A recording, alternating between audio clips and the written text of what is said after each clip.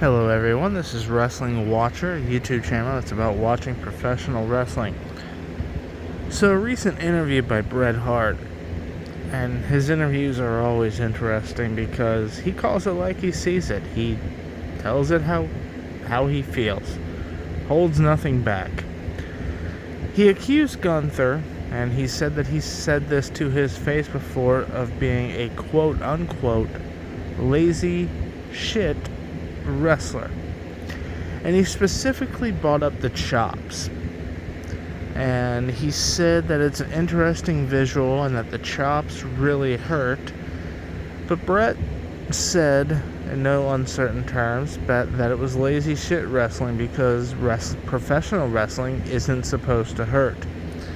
He then went on to talk about how Ric Flair was really the one who elevated the chop to where it is in modern professional wrestling, and that he would wrestle Ric Flair and wake up and his chest would hurt and he would struggle to put on a t-shirt and he would be left wondering why this hurt.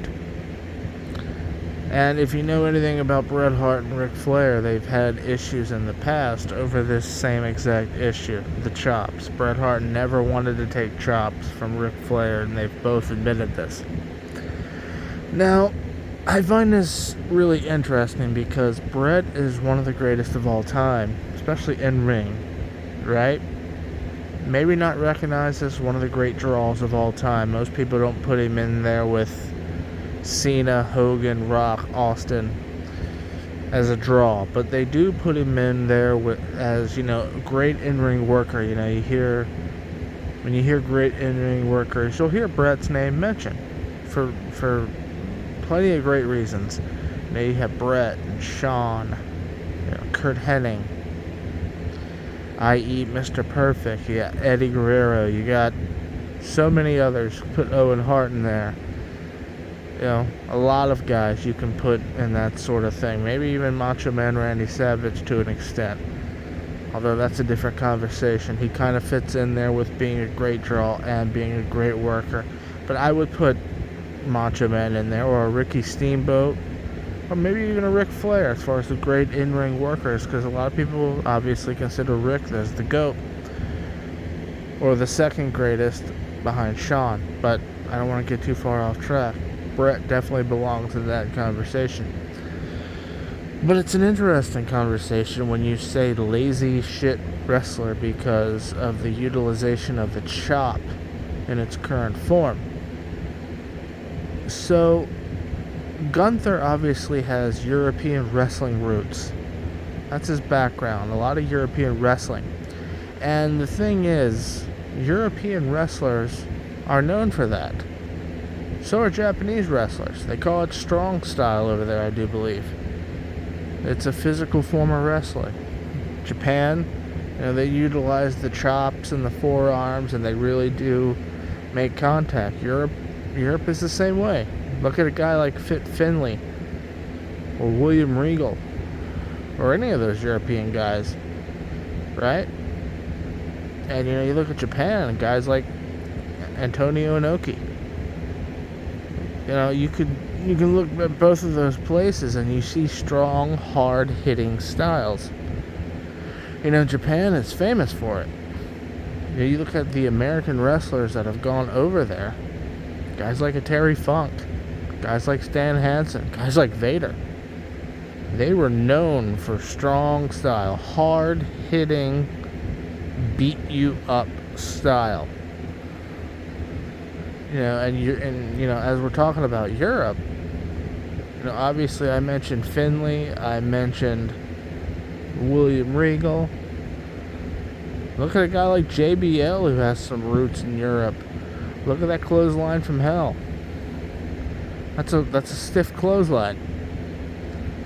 Point is, when Bret Hart calls out Gunther and calls him a lazy shit wrestler for that reason, he by proxy, by happenstance, is calling a lot of other wrestlers that same exact thing because they are all guilty of it. Now, I don't know what wrestling fans are going to stand on this. Gunther is considered one of the great workers of this generation. And yeah, man, every match he has, it's that hard-hitting style. And it's realistic. It's realistic because it hurts. You know, here's the thing. Bret Hart said in the interview that when he was in Canada, Stampede, I think he mentioned it was his father, Stu, who talked about this. He said, no man has ever won a fight with a chop, which makes it unrealistic. And that's true. I would argue that's probably true. I mean, maybe someone won a fight with a chop at some point. You know, they were fighting. Someone was hitting chops, and the other guy who was getting hit with the chops finally said, "Uncle, please stop." And maybe a fight was won, but generally speaking, a fight is not won with a chop. Bret would be absolutely correct in that.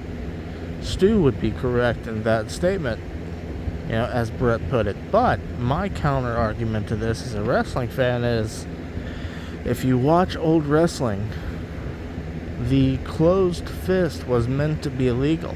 You know, you see wrestlers just throw these fists at each other like they're punching each other all the time. And you can obviously see they're working it, right? The closed fist was legal for a long time. You weren't supposed to hit your opponent with a closed fist, which means you had to utilize other variations of strikes. A chop, a European uppercut, forearms.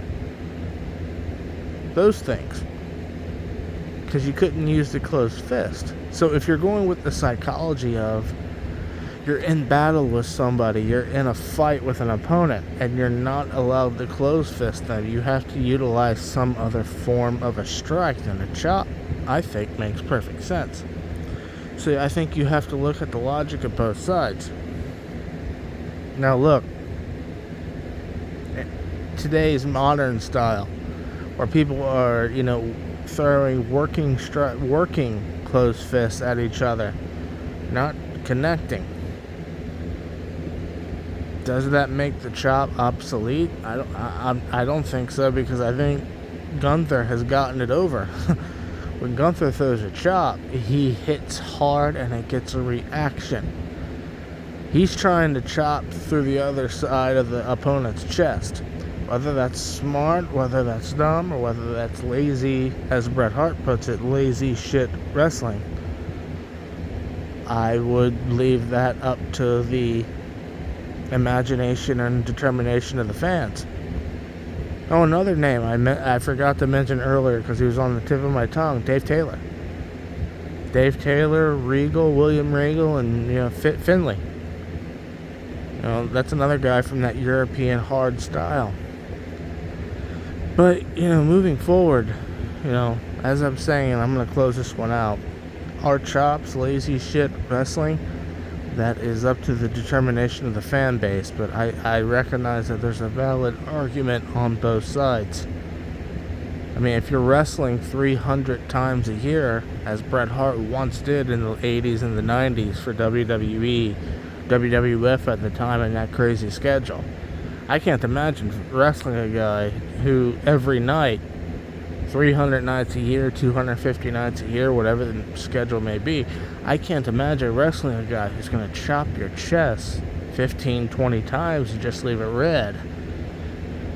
And you sleep, and it's super sore, and you're trying to get to sleep in the hotel room, and your chest is red, raw, and bleeding, and you got to do it the next night, and then the next night.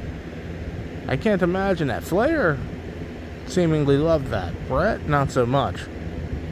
So I get where Bret's coming from, but to call it lazy shit wrestling, well, you just threw a lot of wrestlers under the bus, didn't you?